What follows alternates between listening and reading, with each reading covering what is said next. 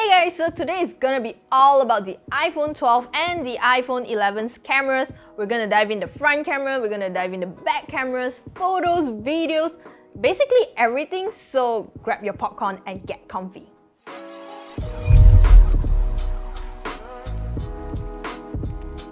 So a little bit of intro, we've got 3 12-megapixel lenses in total. You get 2 on the back and 1 on the front. The iPhone 12's main lens now has faster aperture, and night mode is finally available on all its lenses, and you're also getting Smart HDR3 and Dolby Vision HDR, which is kind of a big deal. So do I like the iPhone 12's cameras better than the iPhone 11? I do! Let's do photos first. Now what I'm about to say applies to almost every photo. Doesn't matter if it's ultra wide, portrait, night shots. If you compare both phones, the iPhone 12 offers more details. Now, I'm not saying that it's much better though. In fact, the differences are almost non-existent in most of the photos. The iPhone 11 is just as awesome, but if you nitpick, you're bound to see some differences. It's not just more details. The iPhone 12 also takes brighter photos and has more vibrant colors. You get bluer skies, the yellows and reds are more intense, and you get a little more contrast. But sometimes that's not the case. If you point it to the sun, the iPhone 11 actually captures better details as compared to the iPhone 12.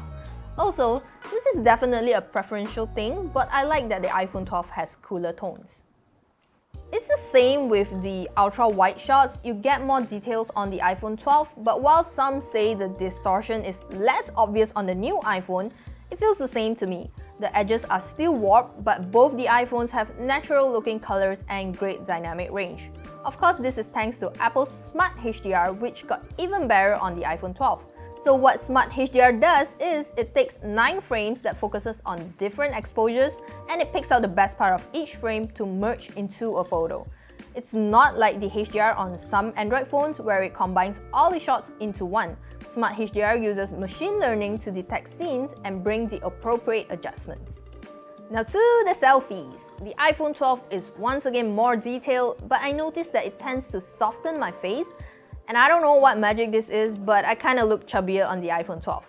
I'm not complaining, I'm just pointing it out. The selfie is also slightly brighter on the 12, but if we look at portrait selfies, the iPhone 12 tends to have harsher edges. Now that's fine when the subject segmentation is accurate, but when it's not, the edges look kinda choppy.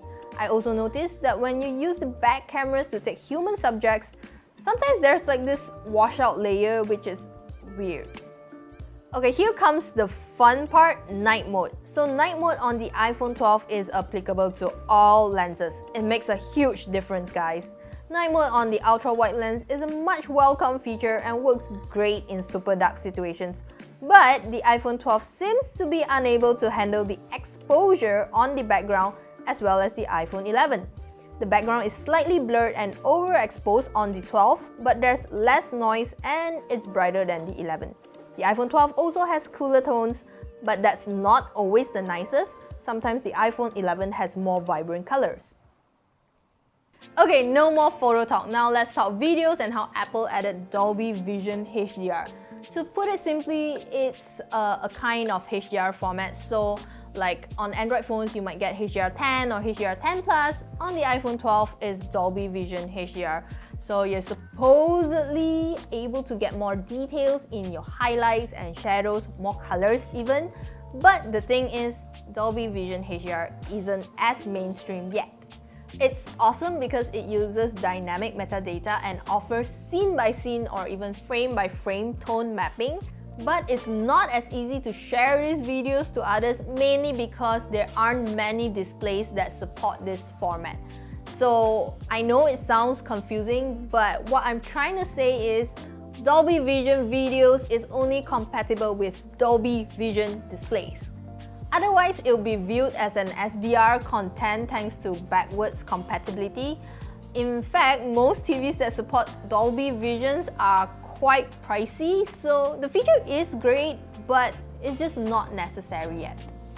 Alright, no more technicalities. It's time to check out some of the videos we've shot on both iPhones, and who better to walk you through these videos than our expert Nabila. Well, hello, what's up guys? My name is Nabila and I am the senior videographer for KLGadgetTV. Yes, it is me, the person behind the camera this whole time. Okay, so there's a few things I'm going to mention in the video comparison. First, let's start with night video. But before I start, I just want to tell you that this whole night video was actually shot in the pouring heavy rain. As you can see, it is raining and I'm inside my car right now. I don't know why I'm wearing a mask, but yeah. Why? Because it's actually monsoon season here in Malaysia, so it rains every day and every night, so there's nothing I can do about it. But whatever it is, the job has to be done on time. The iPhone 11 and iPhone 12 can shoot up to 4K 60 frames per second, but the iPhone 12 has a wider aperture, which means the iPhone 12 can shoot a brighter video. The iPhone 12 does well in the night video. It looks brighter than the iPhone 11. Not much, but still good. I was surprised the iPhone 12 night video can also capture details even in the pouring rain. The color on the iPhone 12 video also looked nicely saturated, as you can see in this video. Look at the red, it looks intense and the color tone is just nice. As for the ultra-wide lens night video, the iPhone 12 still performed well. It's not as bright as the main lens, but it does look a bit brighter than the iPhone 11. You can also see that the iPhone 11 struggled to brighten up the area, but the iPhone 12 looks bright up to the point that you can see that I'm shooting under an umbrella. Okay, so now the problem with the night video. So I saw a few tech YouTubers mentioning about the light flare, light reflection problem on the iPhone 12. Well, let me tell you, this is not a new problem. This light flare, light dot, light reflection problem has been there since the iPhone XR, guys. So as you can see here, these are some of the videos that I shot using the iPhone XR when I was in Taipei 2 years ago. You can see that the light problem has been there this whole time. For me, this is not a big problem. I think that the light reflection looked cool if it's not too obvious. It somehow looked like you use a lens filter on the iPhone. To be honest, I don't think Apple will want to fix this because again, this problem has been there since the iPhone XR. Well, if it's not an iOS problem, why would Apple even bother fixing this? Another cool thing about the iPhone 12 is time-lapse now has night mode. So as for the daylight video, both phones actually look more or less the same, which I am not surprised at all. But I do notice that the iPhone 12 video color tone look a little bit better and the video saturation look a little bit intense than the iPhone 11. But wait, here is the fun part. Surprisingly, the iPhone 11 showed better details than the iPhone 12, which means it looked sharper. I'm not sure why. The leaves details in the iPhone 11 video look sharper here compared to the iPhone 12. Same goes in this next video as well. I mean, look at the buildings on the iPhone 11. It is sharper. As for the ultra-wide lens video, again, both phones look more or less the same. It's hard to find the differences if you can't see it. But I do notice that the color tone on the iPhone 12 look cold compared to the iPhone 11, which look warm. Still, the iPhone 11 show a better details and sharper even with the ultra-wide lens. As for the front-facing camera, yes again, same. But if you look properly, the iPhone 12 video color saturation look a little bit higher and also brighter than the iPhone 11. Also, it does work well under the sun for both iPhone, nothing bad. For the slow-mo video, it can shoot up to 1080p 240 frames per second. Yes, I did shoot slow-mo videos. So as you can see, the slow-mo videos look slow and good. But if you watch properly, the video color tone on the iPhone 12 look warmer compared to the iPhone 11, which look cold.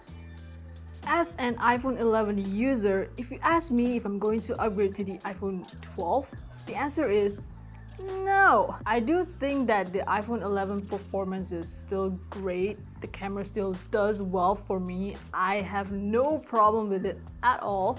you already see the side-by-side comparison. It looked more or less the same like the iPhone 12. Like, why upgrade when it's still great? As for the Dolby Vision HDR that the iPhone 12 series has, I don't think it's really necessary for me to shoot HDR videos now. Yvonne already explained why. You get it. Okay, so I'm done talking. Back to Yvonne.